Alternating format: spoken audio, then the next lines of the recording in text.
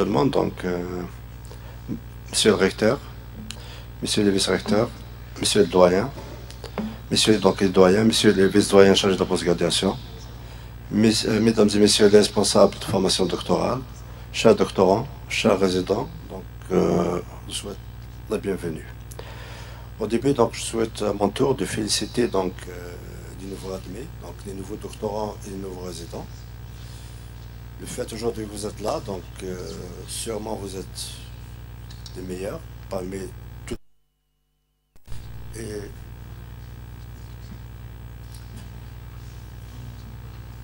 donc, on vous souhaite encore une autre fois la bienvenue au sein de l'Université de Béjaïa. Ce que je peux vous dire que l'administration, donc tout le staff administratif de l'Université de Béjaïa, il est là pour vous accompagner, pour vous assurer donc les moyens qu'il faut et les moyens nécessaires que vous accomplissez donc votre tâche de recherche, donc en tant que chercheur. Et donc à partir de là, vous devez savoir que il y a donc des textes réglementaires à respecter. Au niveau donc, de la formation doctorale, vous avez donc obtenu votre concours avec l'application donc de l'arrêté 961 de 2 décembre 2020, qui nous donne toutes les étapes, l'organisation du concours jusqu'à votre inscription et jusqu'à l'étape de la soutenance de votre doctorat. Pour donc à partir de là, il y a donc ce que je vous demande, donc il faut se rapprocher donc de vos facultés si vous n'avez pas encore fait pour donc s'inscrire. Une fois donc vous êtes inscrit, donc vous allez donc bien sûr récupérer votre certificat scolaire et vous devez commencer à travailler dans vos travaux de recherche. Et pour soutenir votre doctorat, bien sûr, ça passe à travers la production scientifique, en l'occurrence des publications.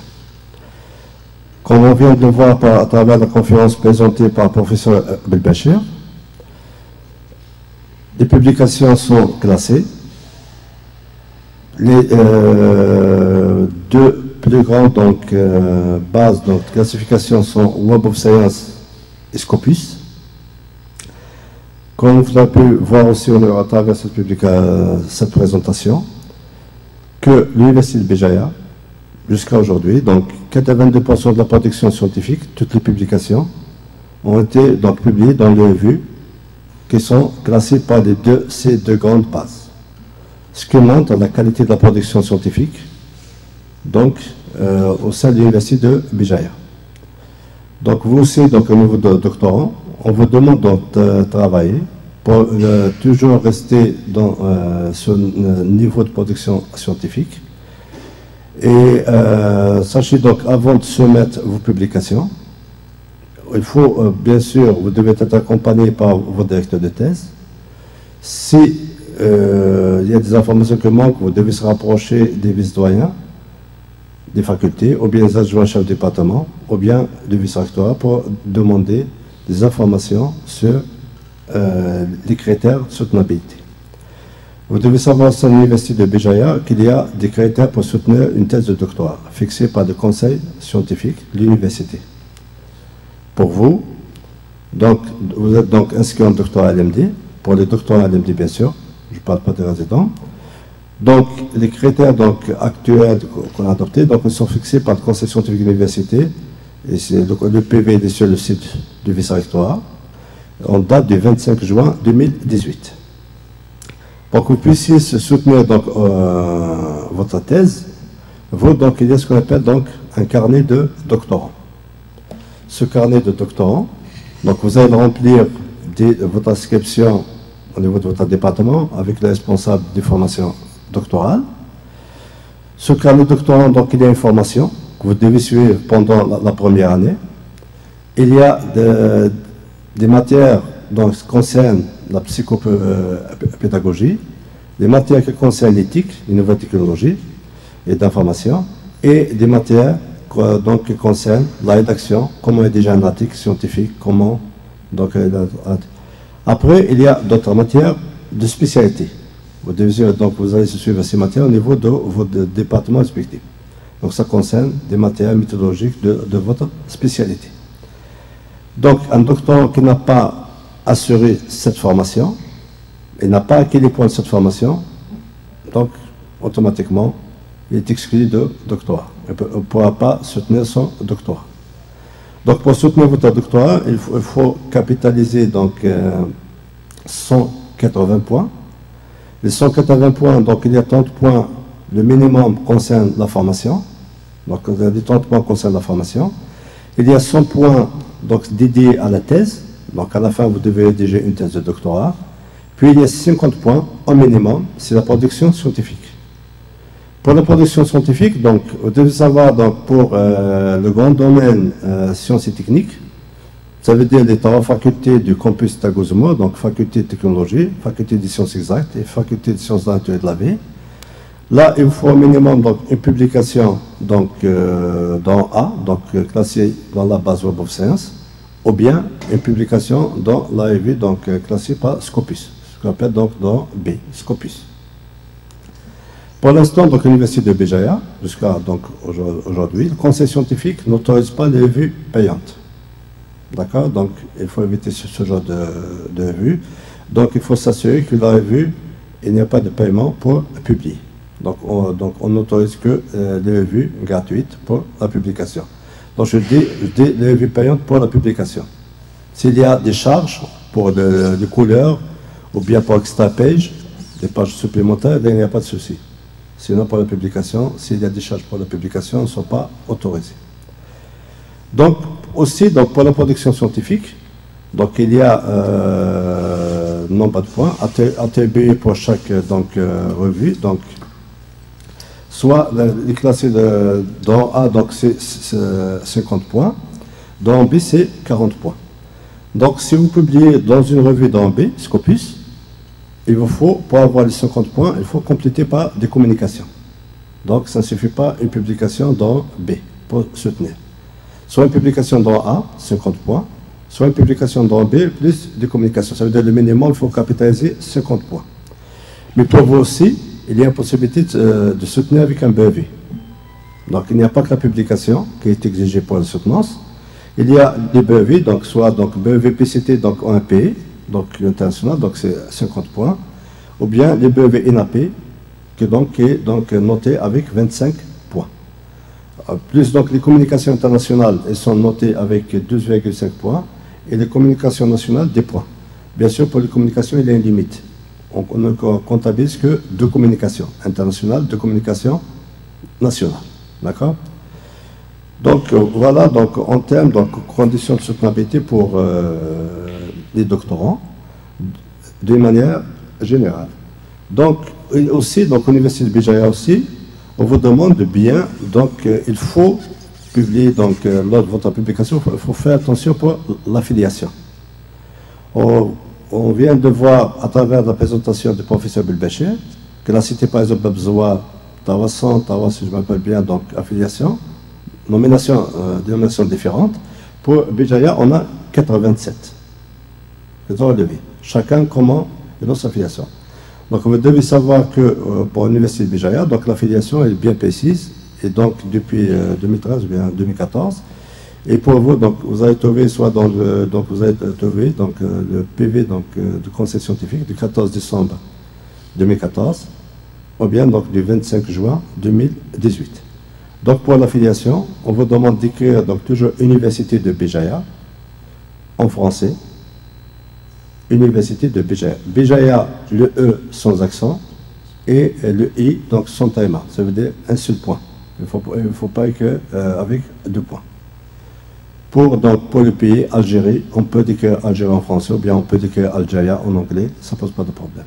Mais pour nous, donc, pour l'Université de Béjaïa, le conseil scientifique a choisi donc l'Université de Béjaïa. Donc c'est valable pour toute la production scientifique. Donc il faut faire attention de ce côté-là. Bien sûr, tout le staff administratif est là pour vous accompagner. Si vous souhaitez plus d'informations, il y a donc les départements, au niveau de chaque département. Et donc il y a les responsables de formation doctorale, il y a les adjoints chercheurs du département chargés de la PG, il y a au niveau du vice-décanat, il y a les chefs de service chargés de la postgradation, et aussi il y a les vice-doyens qui peuvent vous accompagner pour plus d'informations de ce côté-là. Voilà, pour les résidents, comme je pense, ça se passe beaucoup plus au niveau de la faculté de médecine. Donc l'inscription n'est pas centralisée. Donc je ne sais pas, professeur Bobzaï, s'il souhaite donner quelques précisions. Sinon, il suffit de s'approcher du vice-décanat de la faculté de médecine pour plus d'informations possibles. Voilà, donc je vous félicite encore une autre fois. Et donc le micro est à vous si vous voulez donc poser des questions, vous voulez souhaiter avoir plus d'informations, hein, vous pouvez dire un mot. Donc la parole est à vous, cher docteur, cher monsieur le recteur, je pense souhaite dire un mot. Ça fonctionne ici?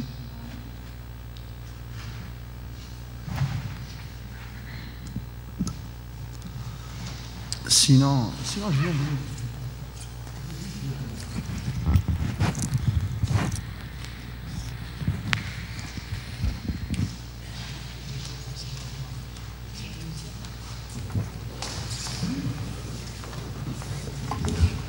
Donc, avant d'ouvrir ce débat, je souhaite apporter une précision. Parce que vous êtes nouveau, vous venez d'avoir votre concours, on vous dit déjà il vous faut 50 points, il vous faut ceci, cela. Moi j'ai peur que vous allez être effrayé par toutes ces conditions-là. C'est comme si on va vous demander quelque chose d'extraordinaire à faire. Je vous rassure tout de suite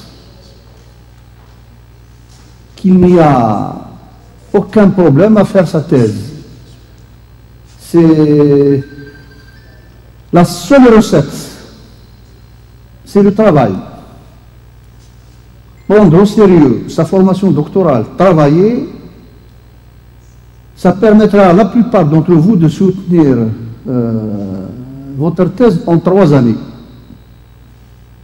Donc il n'y a rien, c'est pas la mer à boire, pas du tout, pas du tout, pas du tout. Publier un article dans une revue scientifique, c'est pas...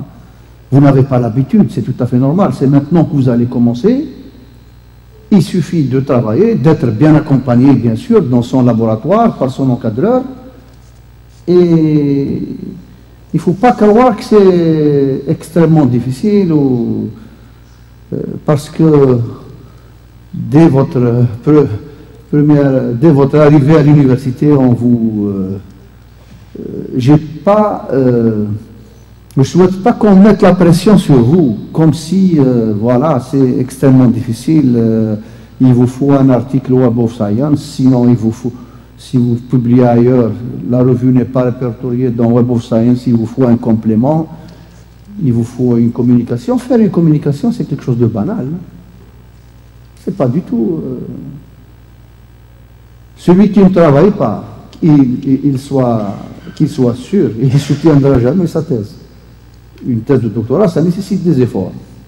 Mais celui qui travaille, il n'y a aucune raison.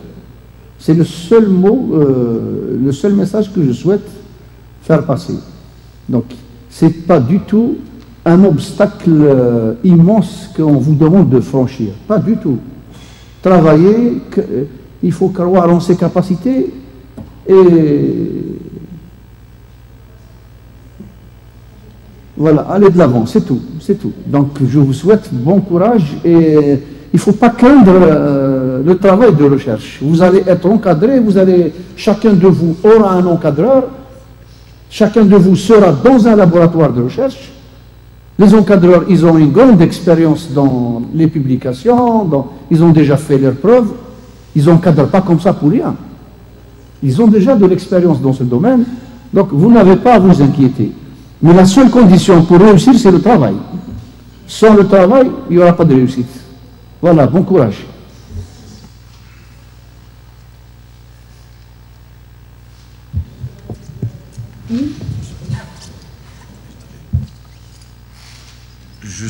Justement, je rebondis sur ce que vient de dire monsieur le recteur. est-ce qu'il y a des résidents en médecine là? Parce que le process n'est pas du tout le même. Vous avez entendu des choses.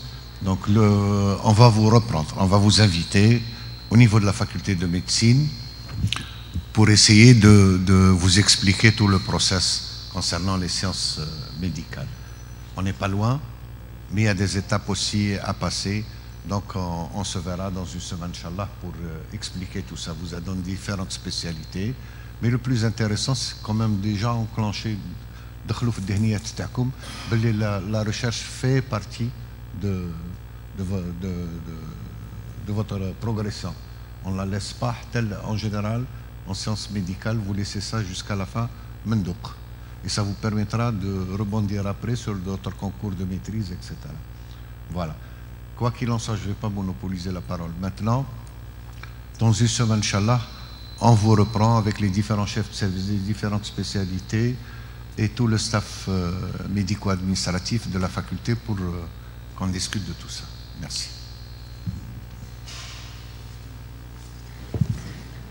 Vous pouvez aisément poser vos questions si vous en avez. Hein. N'hésitez pas. Oui?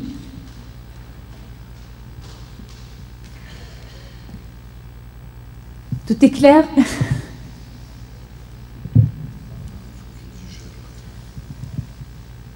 Des inquiétudes, des remarques, même pas de questions? Oui? Non?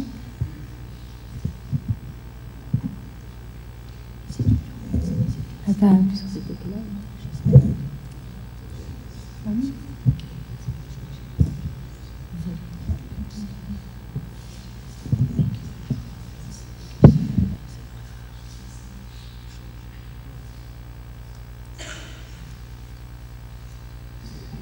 Oui, monsieur, toi. Le micro à votre pas. Qui porte.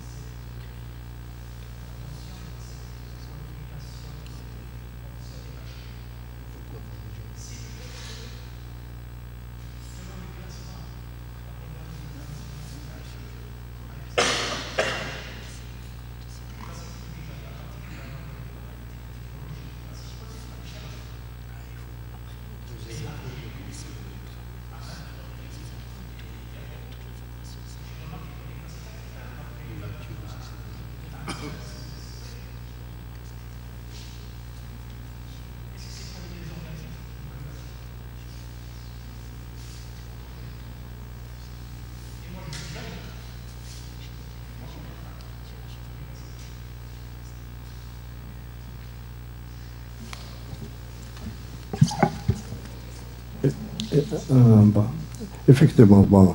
Parce que ce qu'il a expliqué, donc pour THE, il tient compte des publications dans la base Scopus et Web of Science. Par contre, les autres classements que Web of Science. Donc, c'est vrai, si on regarde la production de l'Université de Béjaïa, elle est proche par rapport aux autres. Donc, on a, il a montré à peu près environ 300. Mais 300 publications Web of Science, 300 un peu plus. Scopus. Babzoua, peut-être ils ont un peu plus Web of Science. Peut-être c'est ça qui explique un petit peu la différence. C'est vrai, au niveau de classement, on est 7e, voilà. Mais il a récupéré ce qu'il a expliqué pour lui, donc il a récupéré sur la base Web of Science. Peut-être qu'il y a une différence en termes aussi d'affiliation. Parce qu'il récupère sur l'affiliation, et là on trouve, donc, pour Babzoua et la cité, ils ont récupéré, donc, ils ont, donc, au son site, au son talent. Pour Béjaïa, 27. Peut-être il y a d'autres qui n'ont pas trouvé, donc, c'est la seule explication que. Sinon, le reste, c'est pas possible. Oui.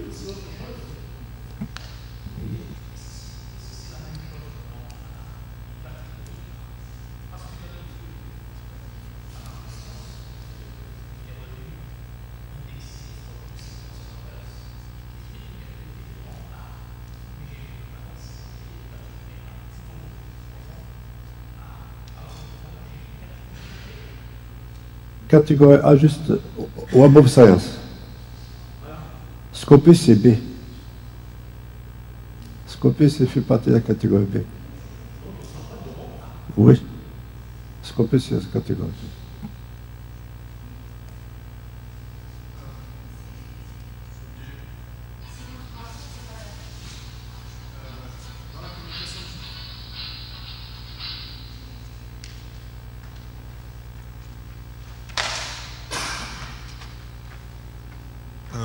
Bonjour. Dans la communication du ministre de l'Enseignement supérieur et de la Recherche scientifique, il avait insisté sur le fait qu'il voulait que la plupart des projets de recherche soient faits justement ici en Algérie. Mais dans certains domaines, on sait bien que malheureusement, on devra avoir accès à d'autres centres de recherche, etc. Donc je voudrais bien que monsieur nous dise quelques mots justement sur les procédés, enfin sur les process pour pouvoir accéder à, je sais pas, des financements ou autres par rapport à ça. Merci. Pouvez-vous vous présenter, s'il vous plaît? Vous êtes de quelle filière? Biologie et physiologie animale.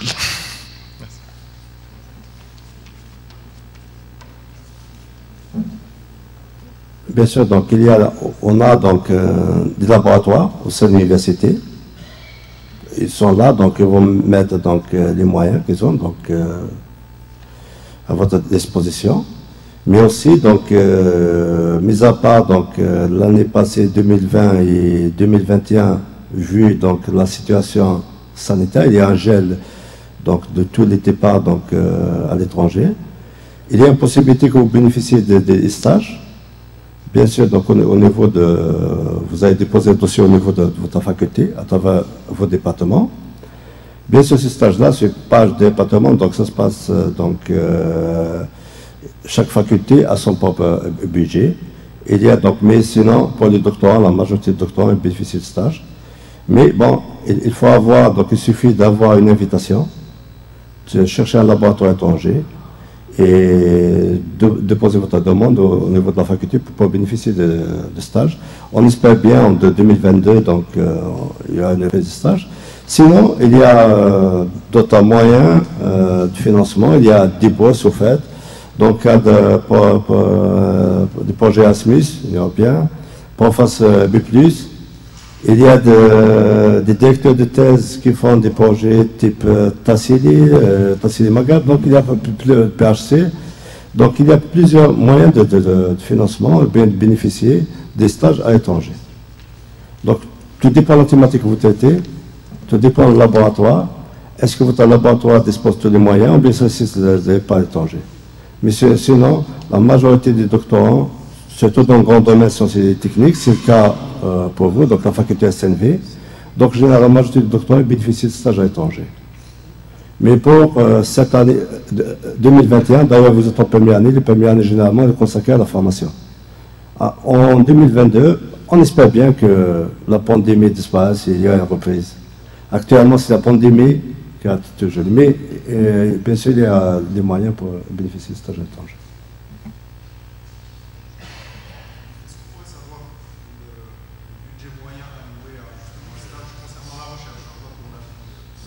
Je n'ai pas de chiffres. Et chaque faculté a son propre budget.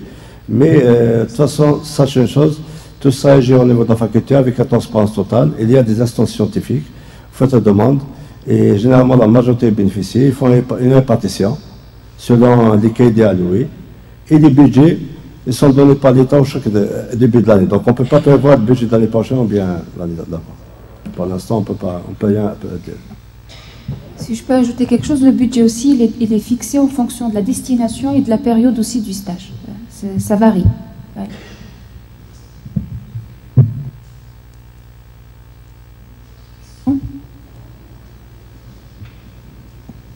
C'est bon. D'accord, on peut, s'il n'y a plus de questions, on va vous remercier pour votre présence. On vous souhaite beaucoup de courage. N'hésitez pas à vous adresser à toutes les structures qui sont sur place pour vous accompagner, vous aider, pour vous poser vos questions. Tout le monde est à votre service. Et bonne continuation. Merci infiniment. Une question ?